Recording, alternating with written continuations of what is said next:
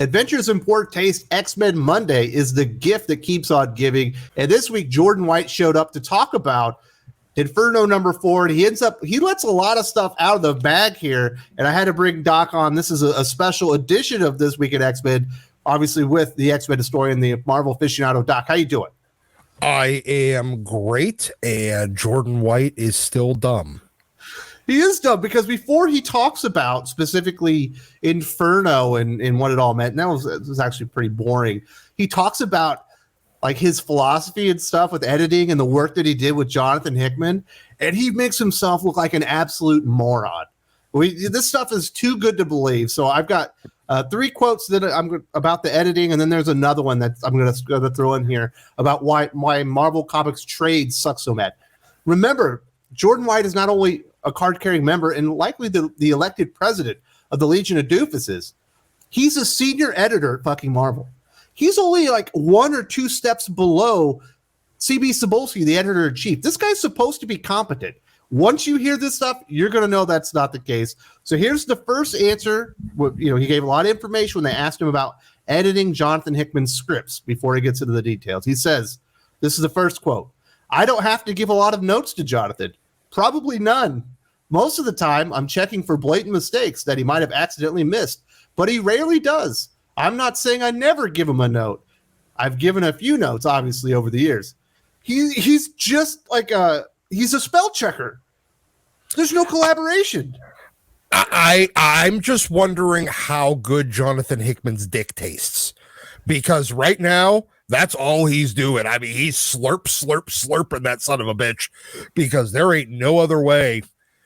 Because he's like, nope, got to make sure that I entirely fillet John Hickman on the way out the door, because dear God, he can get me fired.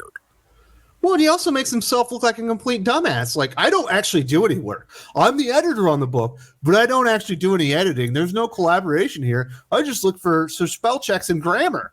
Well, yeah, like all this was him saying, Jonathan Hickman's perfect. Please come back and fix my comics. That's what this sounds like. It sounds like he is legitimately claiming that a writer is so perfect he doesn't have to do anything. We know that's not the case. Your job is to rein those guys in, keep them on task. And he's literally admitting right here, yeah, I don't do that if it's a big enough name. No, you think about, like Frank Miller, one of the great comic book writers in history. You think about his Dark Knight Returns under the editorial stewardship of Denny O'Neil. Do you think Denny O'Neil was like, well, it's fucking Frank Miller, man. I ain't got to do nothing with this. Or do you think he went in there and helped him work the story? Yeah. Denny would have walked in there and been like, Frank, what the fuck are you doing? I understand you're a good writer, but what the shit is this? Or even if it was better good, it could be better if we did this. Have you thought about this? Let's work the story out and see if we can put out the best story possible. You can see with this quote here, Jordan White working with Jonathan Hickman was him, playing hearts all day or checking on Twitter or whatnot. He wasn't doing any work. No, he wasn't. He was basically just there to rubber stamp anything, any single script that Jonathan Hickman sent him. That's what the admission here is. He every once in a while, and I guarantee the only reason that he ever did send a note was when one of his bosses told him, no, you can't do that. I don't imagine that happens much. Now, there's a couple more quotes we got to get to, Doc. We don't want to run out of time too fast. This is the next one. This one, he makes himself look like a bigger dumbass, because there are so many C, D, F level talents in the Marvel X-Men office right now, and it's showing through the work. You're like, well, why aren't things getting better? And I've talked about it on the channel. When they talk to the creators and they say, oh, what's your relationship with Jordan White? It's always, he's my best fucking buddy. It's never, man, this guy has really upped my game as far as a writer. And you can see why with this quote right now, right here. My philosophy on editing people is to try to put myself in their shoes, in the sense of, I'm not trying to make the story I want. I'm trying to make the story they want. That makes sense. So I'm trying to read it and do everything I can to understand it, to imagine what the reader is going to be understanding as they read it and experience it, so it's as clear as possible to them. and to get across the thing that the writer is trying to get across. First of all, that makes no sense, but he never ever says, I'm trying to help them produce the best story possible. I'm trying to expand their ideas on what the story could be to make it better than it was. It's only, I want to take the story that they've written and make sure that people understand it. Yeah. Never trying to improve it. Yeah. Well, it's, first of all, his quote there was about as clear as mud. So any sort of, hey, let's make sure that this is a clear story that the people can understand. Motherfucker, we couldn't even understand you. So now, back to the point, though, he is essentially admitting, yeah, I because he's another one of those editors, and it's pretty, I guess you could say, emblematic of the comic industry, where they don't recognize quality. If it's published by them, it is equally as good as anything else published by them. Nothing is superior, nothing is inferior. It's the participation trophy philosophy that I believe that this industry is prevalent with. And right now, he's never going to say, I need to make their story better, because he thinks it's already perfect. It doesn't matter whether it's 22 pages of Doc. If you said, you know what, you have the baseline for a decent story here, but it sucks in its current form. Let's make it better. Let's get you to become a better writer, to where next time I don't even have to do this because we're on the same page. It's like, no, I'm going to take your dog shit and make sure that in the end it's clear and people understand what your dog shit is trying to say. Yeah, I mean, he's one of those people that literally wouldn't be able to tell the difference between 22 pages of someone clearly eating a sandwich and 22 pages of someone clearly telling the most epic story in comic book history. We will never ever get anything close to the Dark Phoenix Saga, which is one of the greatest stories of all time, or Days of Future Past, or Extinction Agenda, or anything like that under Jordan White as the X-Men group editor. He's simply not capable of elevating people and their writing to another level.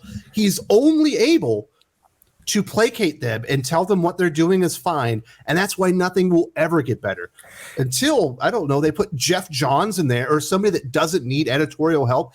Hell, we can see that even Jonathan Hickman did. Yeah, there were some times in his X-Men runs where it was exceptionally flat. He needed another voice to say, you know what, this isn't going to resonate for the people that came to the dance. He's literally doing nothing. He's just there to stroke people's egos, I think. He's a window washer. That's it. All he's doing is breaking out his wipe or his rag and a thing of Windex to clean everything up. He's not the one that's actually designing the fucking, advertising behind the window. All he is a window washer. Now, as far as the Jonathan Hickman stuff, he talked about the scripts on Inferno, and you and I think we're on the same page. As Inferno was really disappointing. There's way too many flashbacks. It wasn't really a cohesive a story. It didn't pace right. In the end, I'm glad we got it, because we did get some answers and we got some cool scenes and whatnot, but that story could have been much better. And this is what he said, and you can see why it didn't hit like anything else that Jonathan Hickman has done really at Marvel in the past. He says the scripts were much more complicated. There were a lot of changes made between the script phase that the artist drew from the finished pages. Some of that was because the dialogue wasn't finalized, but some of that was also because the order of the events wasn't finalized. I mean, even House of X, Powers of 10, which were very complicated, and I'll say far more complicated than Inferno, those got locked down much more in the script phase, where they were much closer to what they ended up being. You can see this was all put together at the last minute, and that's why it sucked. It was a rush job.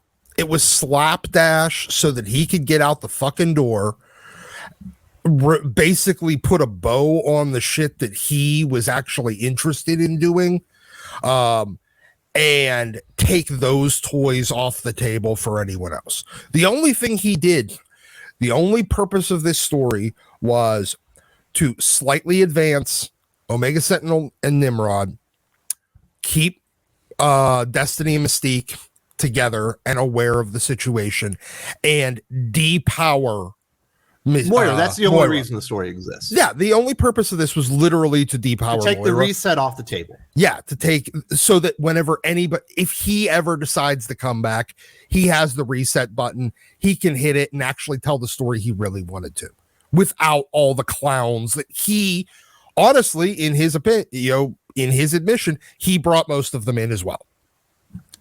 Once again, proving John Hickman, terrible talent evaluator. Now, this last one, it doesn't have anything to do with the editing, but it does have something to do with Marvel management and leadership. There is no leadership at Marvel. I think that's one of the things that we're learning here. But he's talking about their trade collections. Tell me this isn't fucked up. Inferno, much like Ten of Swords and House of X, is not going to be in the Reign of X or Destiny of X trades. It's going to be a standalone book that exists between them. So technically, there will be books in Reign of X trades that take place after Inferno, even though if you're reading all the Reign of X books, before you read it, you probably might read it before you read Inferno. But I've been working really hard to make sure it doesn't spoil any of the surprises of Inferno if you're reading it that way. What?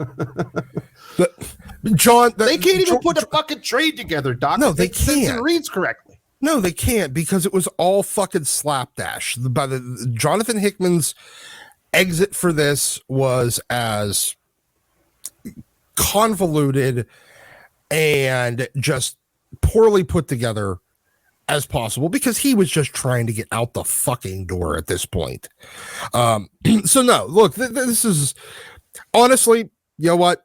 I'm happy that it's this convoluted and complicated and disorganized, because, hey, you know what? All the people that are saying that this way of collecting trades and come back and read the trades. No, fuck you people. Fuck you people. You're not supporting monthlies anyway. So I want you to be complicated. I want you to be confused. Well, it makes the X-Men line in this era of X-Men like it's inhospitable. You can't just come in and read this stuff because it's so fucking complicated. Just even the way they put the trades out, it's just a mess. Well, also it's fucked up over there. They made such a big deal about how great the way that they were organizing their trades were, and then this one comes in and just totally royally fucks it up. It's kind of beautiful. Yeah, and it's just a cash grab so they can sell Inferno, as its own 7 fucking times in 3 different orders. Yeah. But if you didn't believe me before, every time Jordan White speaks, he confirms a lot of suspicions. And a lot of times he gives you new information like, oh, I didn't realize he was that stupid. I knew he was dumb, but okay, he's even lazier and dumber than I thought he was, prior to this. So I do want to thank Adventures in Poor Taste and Jordan White for opening up about these things and really shining a light on the level of incompetence, not only in the X-Men office, but the Marvel office themselves. Like I said, it's like C.B. Cebulski, Tom Brevoort, and then like Jordan White and Nick Lowe, right? Yeah, well, Nick Lowe, I'm not saying anything about Nick Lowe, but I'm saying he's on the same tier as Nick Lowe. Yes, he's on the same tier, him and I think Ralph Macchio as well. Yeah. They're all, those 3 are on the same level, just in different offices. Yeah, but the fact that he's up there, it speaks to everything you need to know that's wrong with Marvel Comics and why it all sucks right now. Absolutely. If you need proof just how bad X-Men can get under Jordan White's leadership, and you haven't seen Doc and I review 10 Lives of Wolverine from yesterday, you've got to check this thing out. There's so much cringe and so much terrible storytelling in this comic book. It's hard to believe, to be honest.